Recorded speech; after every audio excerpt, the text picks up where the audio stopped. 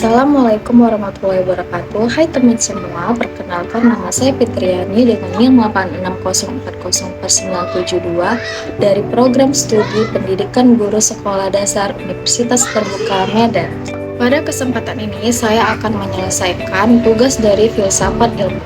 Oke, standby, kamera ready, sound ready, 3, 2, 1, action. Pada kesempatan ini, saya akan menjelaskan tentang hubungan timbal balik antara filsafat ilmu dan pendidikan. Filsafat ilmu memiliki peran penting dalam pendidikan karena filsafat ilmu membantu mengawasi dan memperkuat dasar dari ilmu pendidikan itu sendiri. Melalui filsafat ilmu, pendidikan tidak hanya dipandang sebagai kegiatan mengajar saja, tetapi juga dipikirkan tujuan, metode, dan nilai yang ada di dalamnya. Dengan adanya filsafat ilmu, ilmu pendidikan menjadi lebih terarah, sistematis, dan memiliki dasar yang jelas. Misalnya, dalam menentukan cara belajar yang baik, guru tidak hanya mengajar asal-asalan, tetapi menggunakan metode yang dapat dipertanggungjawabkan secara ilmiah. Selain itu, pendidikan yang bermakna juga ikut memperkuat perkembangan filsafat ilmu. Pendidikan membuat manusia belajar berpikir kritis, bertanya, dan mencari solusi terhadap masalah yang terjadi di kehidupan.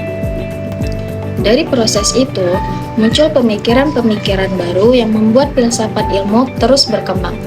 Jadi, hubungan antara filsafat ilmu dan pendidikan itu saling berkaitan dan saling mendukung satu sama lain.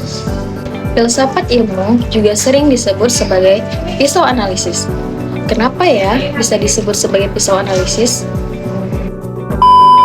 Karena digunakan untuk membedah atau memahami persoalan pendidikan dari berbagai sudut pandang.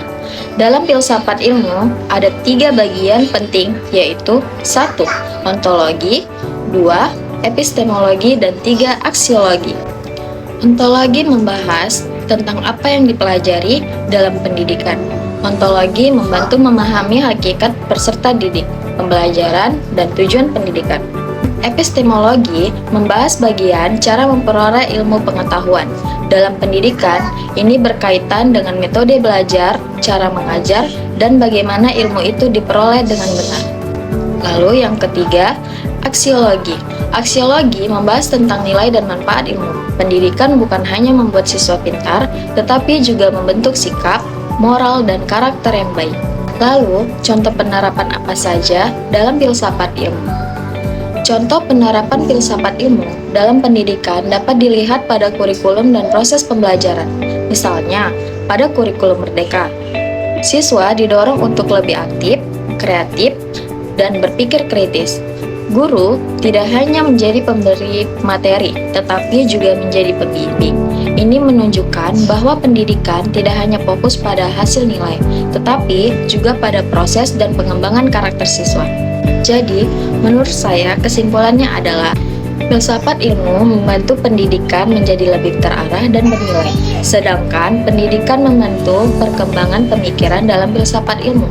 Oleh karena itu, keduanya sangat penting dalam menciptakan pendidikan yang baik dan bermakna. Terima kasih.